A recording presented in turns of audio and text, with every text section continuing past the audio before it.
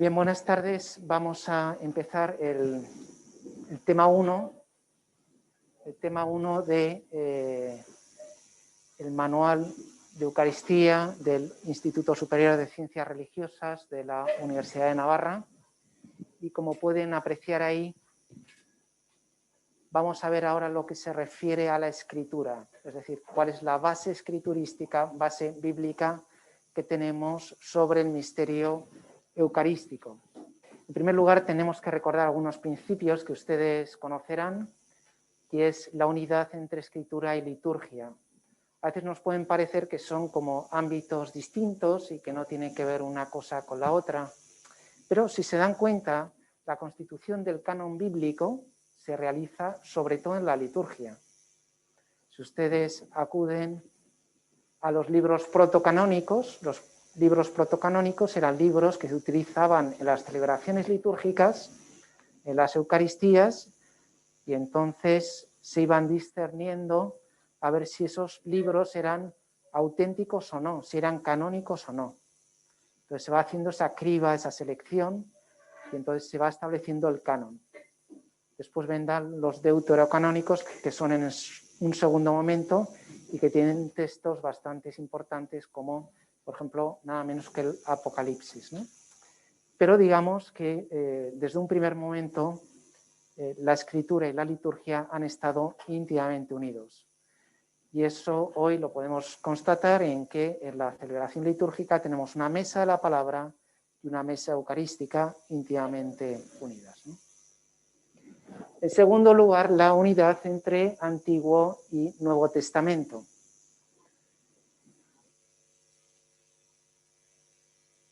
Novum invetere latet, vetus in novo patet. El Antiguo Testamento, el Nuevo Testamento está latente en el Antiguo Testamento, mientras el Antiguo Testamento se hace patente en el Nuevo Testamento.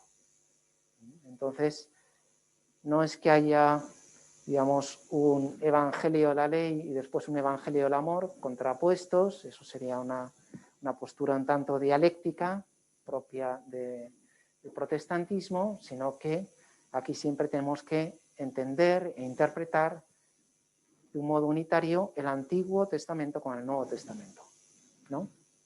Bien, creo que no digo nada nuevo, nada que ustedes no sepan, ¿no? Bien, después el contexto de la Antigua Alianza. Si hemos dicho que hay una unidad entre Antiguo y Nuevo Testamento, hay también una continuidad entre los antiguos sacrificios y el nuevo sacrificio, la Pascua definitiva, realizada por el mismo Cristo. Entonces, vamos a ver cómo una dimensión irrenunciable va a ser la dimensión sacrificial, aunque no va a ser exclusiva, y va a ser complementaria con otras dimensiones de la Eucaristía. En cierto modo ya lo preanunciamos en la sesión anterior y lo vamos a ir desarrollando a lo largo de todo el curso. Bien, y por lo tanto el tema de la sangre de la alianza va a ser importante, simboliza la unión entre Dios y su pueblo y al mismo tiempo la purificación, el perdón de los pecados. Para lavar esa afrenta, esa ofensa, hacía falta un derramamiento de sangre. Entonces, no es un pacto puramente verbal, que se establece con palabras o palabras bonitas. Es un pacto tan real que cuesta sangre. Yo suelo contar cómo en las antiguas bodas gitanas, los gitanos, aquí los gypsies, ¿no? Pues realizan lo que se llaman las bodas de sangre. Pero las bodas de sangre es que hacen un pequeño corte en la muñeca al novio y a la novia. Les unen las dos muñecas y se las atan con un pañuelo. De tal manera que simbolizan la mezcla y la unión entre las dos sangres. Entonces digamos que ese matrimonio se formaliza cuando se unen los dos en una sola carne, en una sola sangre. Creo que esta analogía se podría aplicar entre Yahvé y su pueblo. Establece una alianza que no es puramente verbal, no es puramente coyuntural, formal, sino que es una alianza sellada con sangre. Por eso la sangre de la alianza y el derramamiento de esa sangre va a ser importante, ¿no? Bien, entonces, como pueden ver, en primer lugar, vamos a ver la Eucaristía prefigurada, seguida de la Eucaristía prometida, y a continuación veremos la Eucaristía instituida y, por último, la Eucaristía celebrada y adorada. Digamos que este va a ser el esquema que vamos a seguir a lo largo de esta asignatura. Es un pequeño spoiler, un poco para que se vayan situando, ¿no? Entonces, la Eucaristía prefigurada, lógicamente, en el Antiguo Testamento, prometida, el discurso del pan de vida de Juan 6, lo vamos a ver, el discurso de Cafarnaúm, la Eucaristía instituida, en los relatos que aparecen en los sinópticos y en la Primera Corintios, lo veremos, y la Eucaristía celebrada en la Iglesia, cómo desde se celebra esa Eucaristía desde los primeros tiempos, cuáles son las partes, cuáles son los elementos esenciales nucleares y, por último, la Eucaristía adorada, porque Jesús no solo viene en la celebración eucarística, sino que se queda, y al quedarse entre nosotros es también objeto o sujeto, mejor dicho, de adoración, veneración. ¿De acuerdo? Bien. Y por último, veremos también la Eucaristía recibida, que se refiere a la comunión eucarística. O sea, vamos a ir viendo la Eucaristía en distintas etapas, en distintos momentos, desde la prefiguración en el Antiguo Testamento hasta su recepción y adoración una vez que Jesús está entre nosotros. ¿De acuerdo? Se entiende más o menos, ¿no? Bien, entonces vamos a la primera parte, la Eucaristía prefigurada. Nos situamos en el siglo XIX a.C., tenemos la alianza de Yahvé con Abraham, en ese texto del Génesis. Entonces el Señor dijo, yo soy el Señor que hice salir de Ur, de los caldeos, para darte en posesión la tierra. El Señor respondió a Abraham, ¿cómo sabré que la voy a poseer? No hace falta que lo copien, lo tienen también en el manual, ¿no? Y aquí ya dice una cosa que puede ser interesante desde el punto de vista de la prefiguración eucarística. Es decir, de ese anuncio, de ese preanuncio, de ese primer balbucir de la Eucaristía que aparece en los textos veterotestamentarios. Tráeme una ternera, una cabra, un carnero, y trae también una tórtola y un pichón de paloma. O sea, tenemos como víctimas mayores y menores, ¿no? Aquí se distingue entre caza mayor y caza menor. Supongo que será también en otros países, ¿no? La caza mayor pues es un jabalí o un corzo, mientras que bueno, pues una perdiz, un conejo, una liebre son menores, ¿no? Todas esas víctimas pueden ser ofrecidas, pero se dividen por la mitad, con un sentido claramente sacrificial, para expresar cómo la carne, nefes, se separa del espíritu del animal, ¿no? Bien, y dice más adelante, ya en el versículo 17, cuando se puso el sol y estuvo completamente oscuro, un horno humeante y una antorcha encendida pasaron en medio de los animales descuartizados. Primero imagínense la carnicería que se organiza después de matar y descuartizar las víctimas. Aquel día el Señor hizo una alianza con Abraham diciendo, es decir, todo esto tiene ese sentido de renovar la alianza. Vamos a poner, aquí tenemos una expresión que decimos, vamos a poner la carne en el asador. No sé si se dirá también en otros lugares o en otras lenguas, ¿no? Bueno, pues eso es lo que hacemos nosotros, o lo que hacía el pueblo escogido con Yahvé. Vamos a poner la carne en el asador. Vamos a ofrecer esas víctimas, que siempre es un poco doloroso, es hacerse una ternera, una cabra, un carnero. Me acuerdo que el otro día uno me contaba que tenía unos cerditos y que cuidaba a los cerditos, ¿no? Y que fue un momento tremendo cuando tuvo que separarse de ellos, cuando se vino aquí. Entonces no quiso saber lo que pasó después. Él vendió aquello porque tenía, digamos, un cierto apego a esos cerditos, y entonces por Dios sí que se hace ese sacrificio. Se entrega aquello, se le quita la vida y después se lo ofrece como víctima, ¿no? Bien, yo he dado esta tierra a tu descendencia, dice esa alianza, desde el torrente de Egipto hasta el gran río, el río Éufrates. Los kenitas, los kenizzitas, los carmonitas, los hititas, los perizzitas, los refaín, los amorreos, los cananeos, los girgisitas y los jebuseos. Es decir, a diferencia de todos estos pueblos, yo te he escogido a ti como pueblo elegido. Y esto lo sellamos con sangre y lo sellamos con un sacrificio.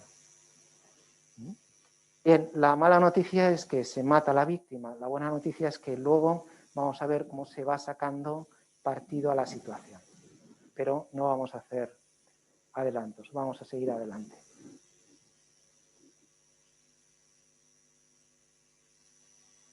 A ver si soy capaz ahora.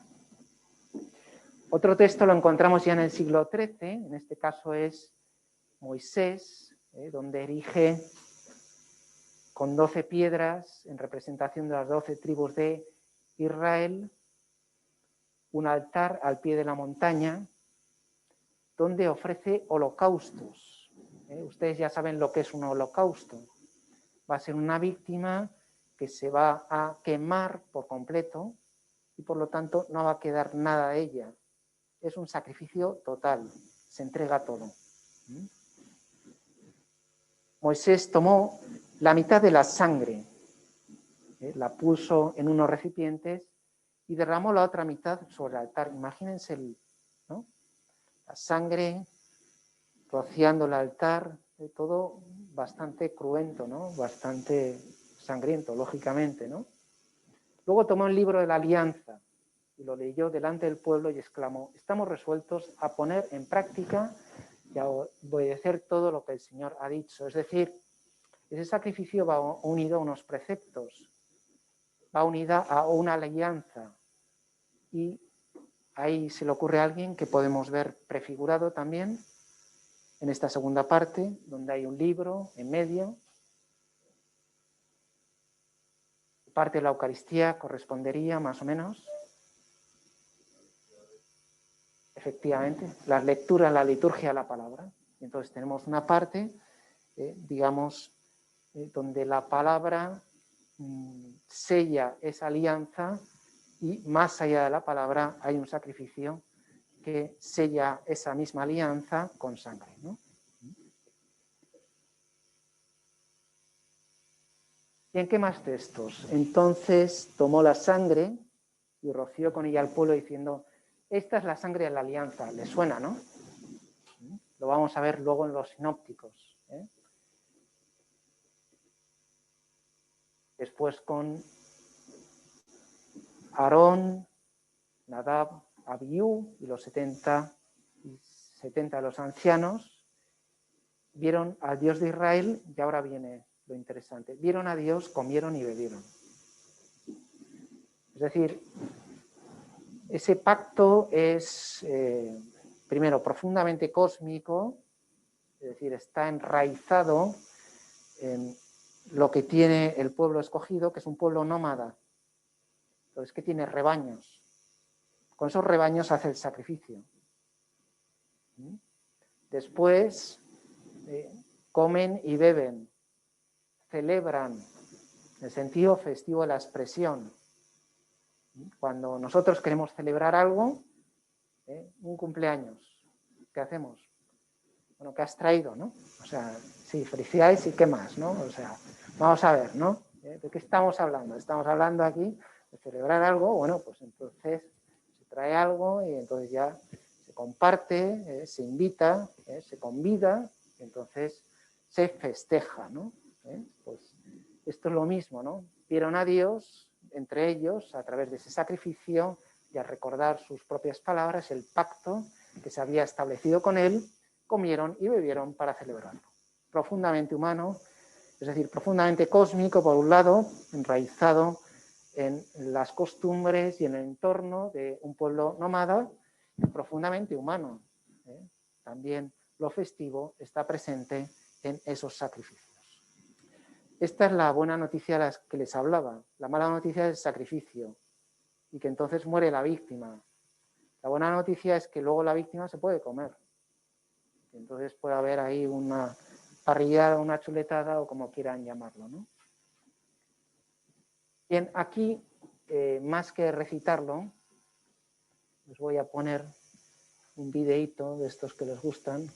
Bien, entonces vamos a acceder a él a través del texto. Siglo VIII antes de Cristo, el poema del siervo de Yahvé.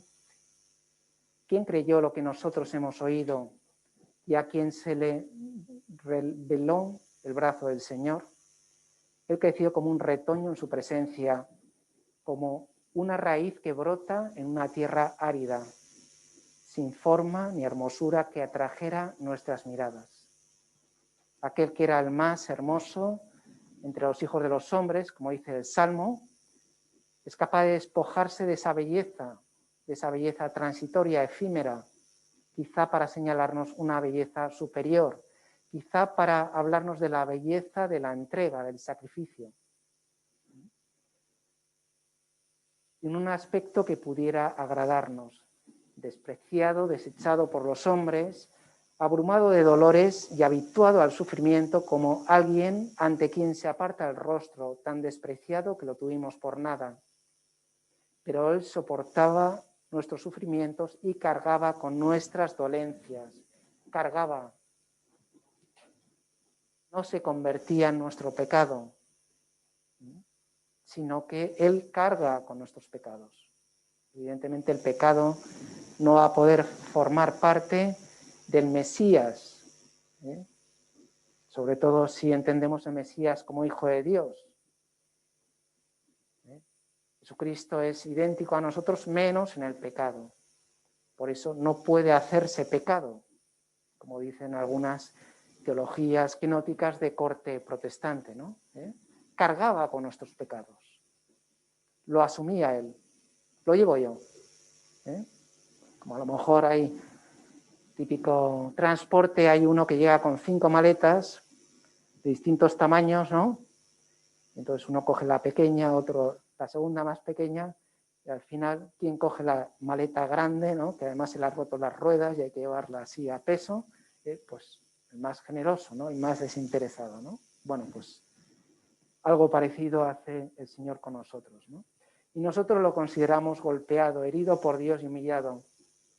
Él fue traspasado por nuestras rebeldías y triturado con nuestras iniquidades. El castigo que nos da la paz recayó sobre él y por sus llagas fuimos sanados. Hemos sido sanados mientras él recibía las heridas, mientras él recibía todo el daño. Todos andábamos errantes como ovejas, siguiendo cada uno su propio camino, y el Señor hizo recaer sobre él las iniquidades de todos nosotros. Al ser maltratado, se humillaba y ni siquiera abría su boca, como un cordero llevado al matadero, como una oveja muda ante el que la trasquila, él no abrió su boca. Vemos, por tanto, prefigurado este cordero, no solo en sentido sacrificial, sino también en sentido pascual. Ese cordero que va a adquirir pleno significado con la Pascua, con el éxodo del pueblo escogido de Israel, pues lo vemos ya ahí prefigurado. Claro, estas son cosas que uno, digamos, las reconoce, aquí decimos a toro pasado, no sé si se entiende la expresión, es decir, una vez que ha ocurrido, y entonces uno se pone las gafas neotestamentarias, lee el Antiguo Testamento y dice, ya lo entiendo. Y toda la lectura del Antiguo Testamento es de tipo cristológico. Para un judío medio, este personaje, el siervo de Yahvé, era un personaje misterioso. que ofrecía su vida y que muy pocos se identificaban con el Mesías. Nosotros, lógicamente, lo atribuimos a nuestro Señor, ¿no?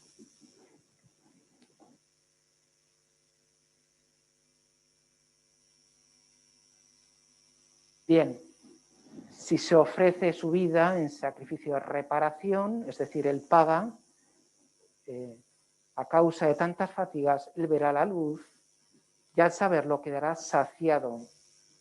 Mi servidor justo justificará a muchos, el promultis, que aparecerá también en Isaías y lo veremos también en los sinópticos, justificará a muchos y cargará sobre sí la falta de ellos. Ya veremos el significado que tiene este promultis o ómnibus, ¿no? Y fue contado entre los culpables, y siendo así que llegaba el pecado de muchos que intercedían en favor de los culpables. Es decir, nosotros perpetramos el pecado y Él paga por nuestros pecados. Víctima sustitutoria, satisfacción vicaria. Él en lugar de nosotros. Lo cual es una tremenda injusticia, que tenga que pagar el inocente. Sin embargo, Él quiere asumir esa injusticia porque era el único pago posible. Ninguno de nosotros, por muchos ganados que pudiera conseguir, de miles de cabezas de ganado, aunque matara a todas las reses, todas las cabezas de ganado, no podría pagar jamás ni tan solo un solo pecado. Hacía falta una víctima divina y por lo tanto eso es lo que nuestro Señor va a asumir, ¿no? Asumiendo nuestra naturaleza, Él mismo se va a ofrecer como víctima propiciatoria. Eso va a ocurrir, perdón que me adelante a los acontecimientos, en la cruz. Pero después se va a perpetuar, se va a actualizar en cada una de las celebraciones sacramentales y especialmente en la Eucaristía. ¿Vale? Perdón por el spoiler, vamos a volver a lo que estamos al Antiguo Testamento, ¿no? En este caso al siglo VI-VII, al final Dios promete una alianza definitiva en Jeremías, una nueva alianza, como pueden ver. Pondré mi ley en su interior y sobre sus corazones la escribiré. Va a ser una ley escrita no solo en tablas de piedra, como había dejado a Moisés en el monte Sinaí, sino que esa ley va a estar escrita en nuestros corazones, un texto que repetirá San Pablo. Ese pacto no es solo un pacto exterior, cruento, con derramamiento de sangre, sino que es también un sacrificio interior que tiene que llegar a nuestros corazones. ¿De acuerdo? Y yo seré su Dios y ellos serán mi pueblo. Va a ser ese el pacto definitivo. Y al igual que una pareja, unos esposos se comprometen para toda la vida, Yahvé se compromete con su pueblo y el pueblo, en principio, se comprometerá con Yahvé, aunque también conoceremos historias de sus infidelidades. De hecho, a veces esa relación entre Yahvé y su pueblo, en lo que se refiere a la relación del pueblo con Yahvé, a veces se compara con una relación prostituida, donde a veces el pueblo prefiere las prostitutas a su propia esposa. Bien, una historia de infidelidades que Dios va a cancelar a través de una fidelidad mayor. El texto paulino, de donde abundó el pecado, sobreabundó la gracia, se podría aplicar de modo análogo a esta situación, ¿no? Dios paga más, Dios suple, Dios repara aquello que a lo mejor nosotros no hemos sido capaces de enmendar, ¿no? De arreglar. Bien, entonces, después de esta pequeña inmersión en algunos textos bíblicos, un poco rápida, pero creo que es suficiente, podremos sistematizar un poquito y recordar lo que hemos dicho antes, ¿no? ese holocausto, animal macho y sin ningún defecto, impondrá su mano sobre la cabeza de la víctima, gesto epiclético, podríamos decir, ¿no? Ofrecerán la sangre, derramarán sobre todos los costados del altar, o sea, un chandrío que decimos aquí, un desastre, ¿no? Una cosa, desollará la víctima, la dividirán pedazos, después viene el fuego, encenderán el fuego del altar, pondrán leña sobre el fuego y dispondrán los pedazos, incluida la cabeza y la grasa, que eran las partes más preciadas. Para nosotros despreciamos la grasa, ¿no?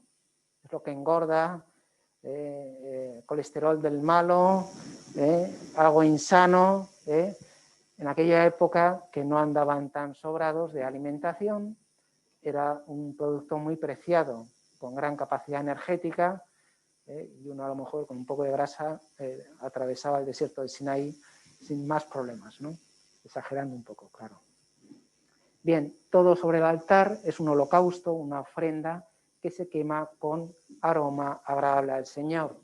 Es decir, un sacrificio total donde no queda nada de la víctima porque toda es ofrecida a Yahvé.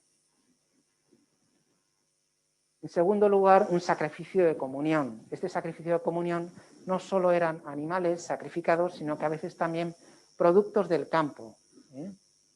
Y entonces también, como vamos a ver en este texto, es un animal sin defecto, o sea, no valía ofrecerle a Yahvé la oveja coja, o la cabra loca, o no sé, o un carnero ahí, ¿no? Sin cuerno, Había que ofrecerlo sin defecto, el sacrificio de Abel,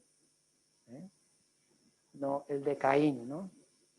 Entonces impondrá su mano, rociarán con su sangre la grasa, el ofrente presentará como ofrenda que se quema para el Señor las siguientes partes de la víctima. La grasa se quema,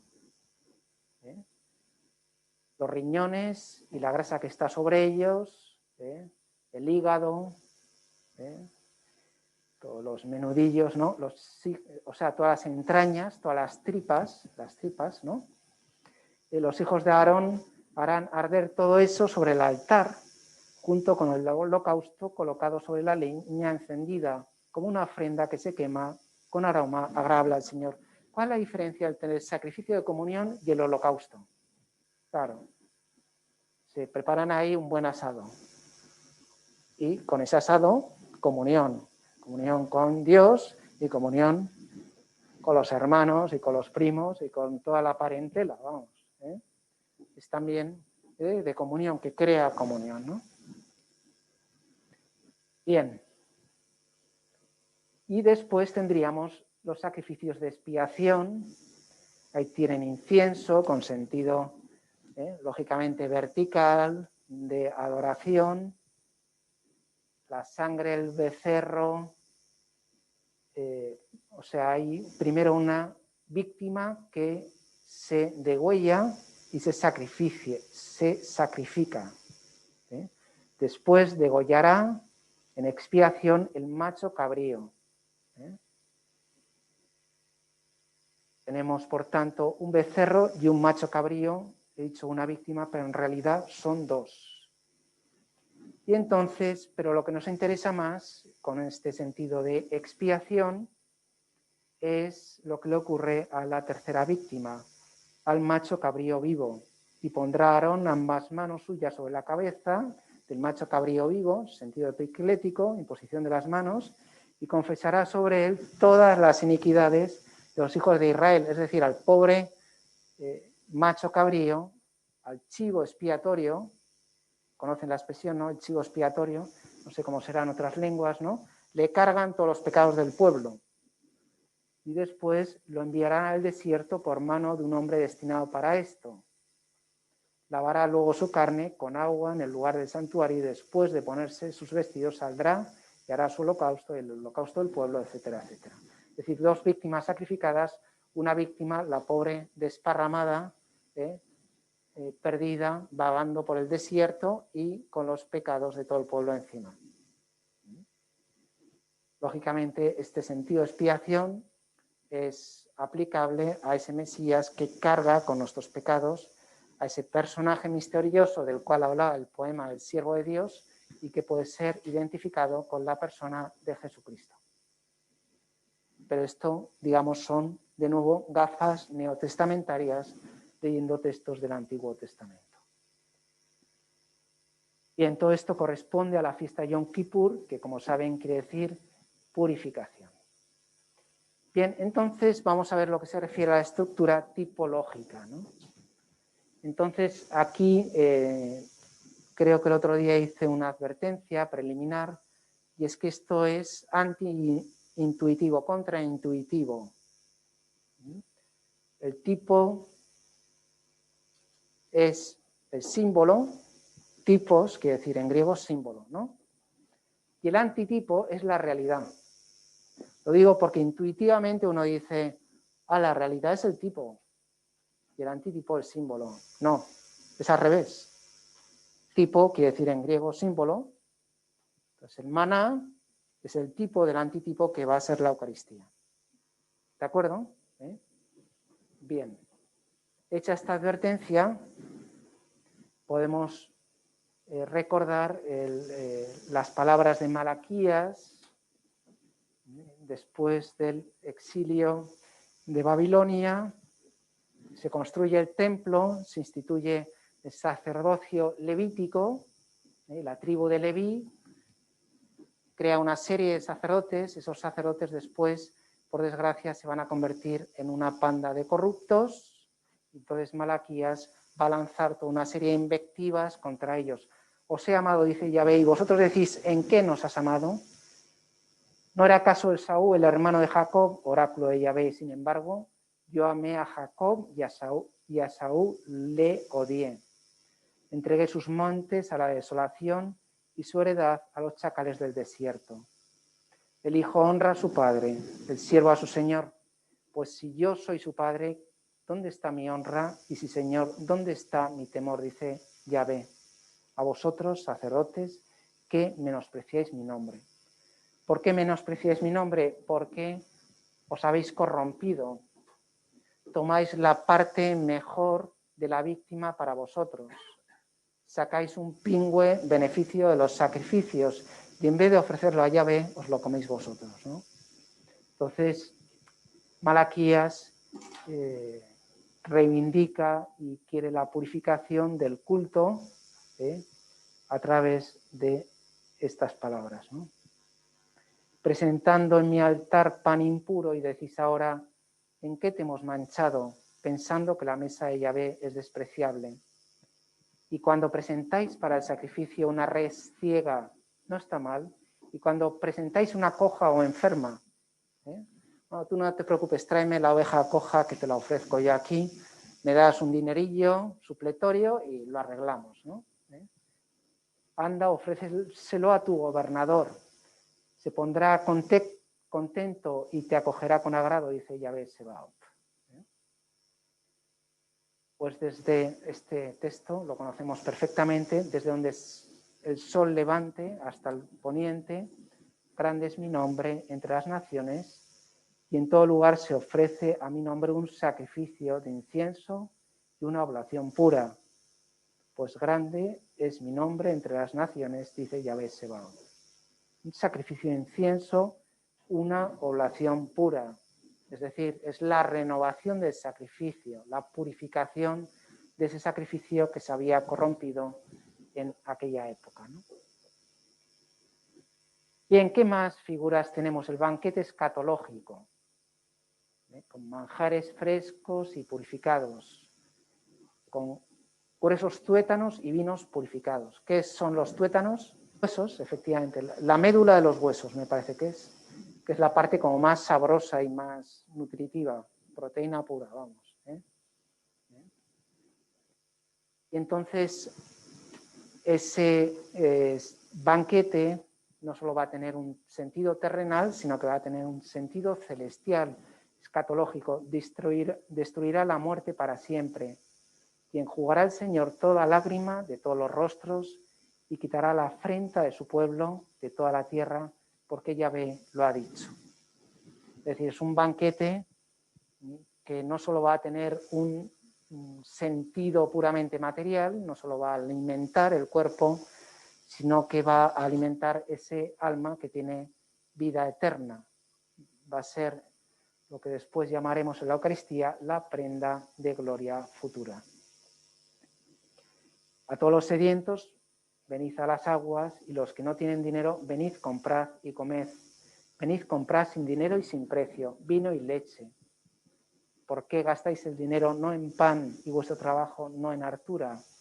Oídme atentamente, comed del bien y se deleitará vuestra alma en abundancia. Las palabras de Isaías se atribuyen a ese banquete con un sentido más allá del puramente temporal y que sirve para ese pacto eterno. No solo un pacto histórico de Yahvé con su pueblo, sino que va a ser un pacto para la eternidad. Y luego está este texto, la sabiduría, del libro de la sabiduría, donde pueden detectar ahí, comed mi pan y bebed del vino, pan y vino, lo mismo que el sacrificio de Melquisedec. Ya encontramos, digamos, un sacrificio, en este caso de comunión, donde se ofrecen otras víctimas que en este caso no son cruentas. Si se dan cuenta, la Eucaristía va a tener parte de los dos. Hay pan y vino, no hay derramamiento de sangre, sin embargo la víctima se ha derramado su sangre. Lo que se contiene en ese sacrificio incruento es un sacrificio cruento. ¿Se entiende el juego de palabras?